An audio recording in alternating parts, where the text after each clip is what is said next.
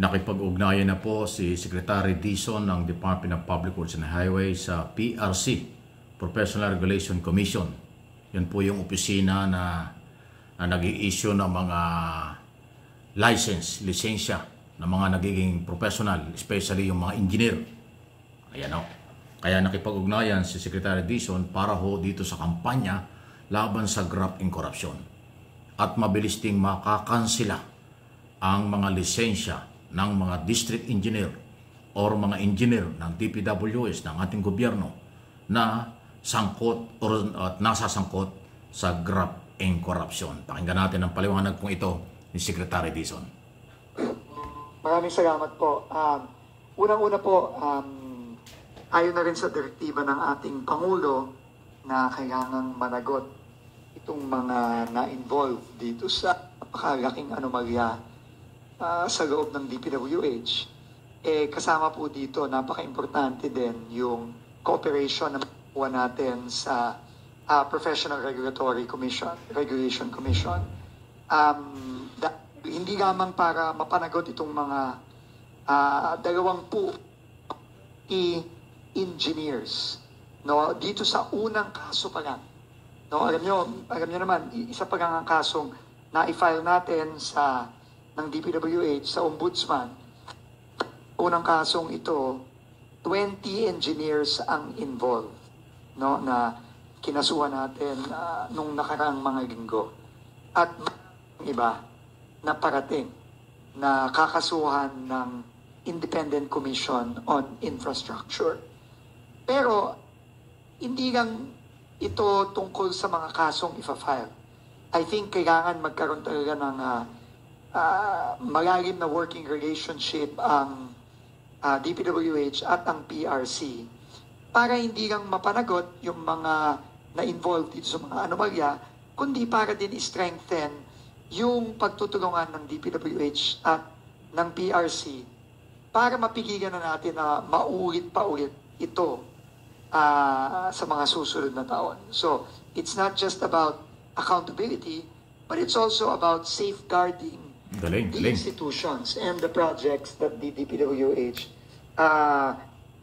is doing from now moving forward. Ayan, ang ganda po niyan. So, ayan, kaya ko pinarinig po sa inyo, ang Professional Regulation Commission, PRC, sila po ang merong authority kung paano disiplinahin, kansilahin o hindi i-renew ang mga lisensya ng mga engineer. So, initial po, 20 engineer ang naunang kinasuhan before Office of the Ombudsman sa korupsyon at yan din ang posibleng mawalan ng lisensya. Ang sabi ni Secretary, mayroon pang mga susunod. So, maging warning po ito sa lahat ng mga engineer na nasa gobyerno, hindi lang sa DPWS. Pag nasangkot sa'yo sa korupsyon, ganyan ang mangyayari. Parating abogado, pag abogado na involved sa korupsyon at maling gawain, na-disbar. So, ganun din po ang mga engineer. Pag nasangkot kayo sa graft and corruption, tama ito. Magaling talaga ito si Dizon. Agad gusto niya makancel, mabigyan ng warning, mabigyan ng disiplina ng PRC ang mga professional na engineer. So, 20 engineer ng DPWS ang mauna rito.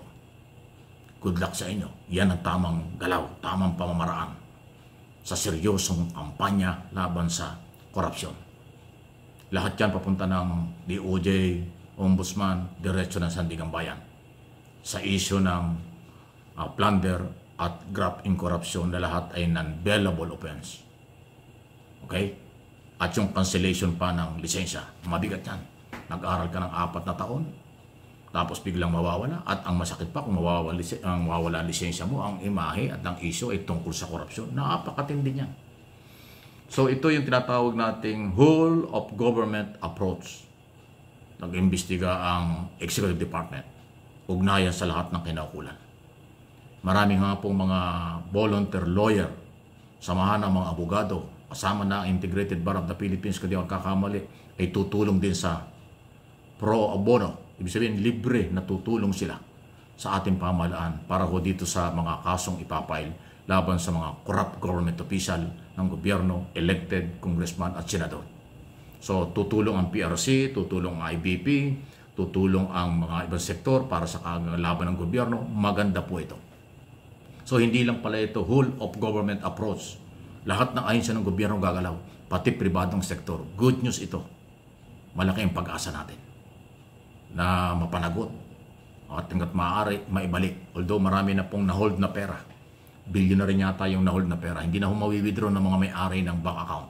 Kasi pag hinold sa bangko, sa utos ng AMLA, Anti-Money Laundering Council at ng Central Bank, wala nang pwedeng gumalaw dyan. Kung magkaano man yan. Kung ilan ang account ng bawat congressman, senador at contractor at engineer, lahat hold na yan. Hindi na ho pwede ang transaksyon. Withdrawal, deposit, kung ano mang gagawin, hindi na ho magagalaw yan. Kasi pera ng bayan yan. Iyan ang whole government approach na ginagawa. Yan, suportahan natin. Nakikita kong medyo mabagal nga lang, pero at least ang buong gobyerno ay nagtutulong-tulong para mabawi ang pera at makulong ang dapat makulong. Okay? Any comment, reaction, malaya po kayo. Sunod na ating pag-usapan, eto na. Meron na palang formal complaint sa Ethics Committee against former Senate President, now Senator Chis Escudero. Formal complaint. Dahil sa kanyang pagtanggap ng 30 milyong piso. Grabe, no? Nanalo ng senador, kumita pa ng 30 milyon. 30 milyon. Galing sa kontraktor at inamin ni Escudero, kaya ho yung pag-amin nung nagbigay at nang tumanggap, yan po ay malinaw na ebidensya. Hindi yan karapat-dapat sa isang elected official like senador. Kaya tama lang sa Ethics Committee. Para magkaroon siya ng record na inireklamo yung kanyang behavior o kanyang pag-ugalit, kanyang style, kasi korupsyon ang pinag-uusapan.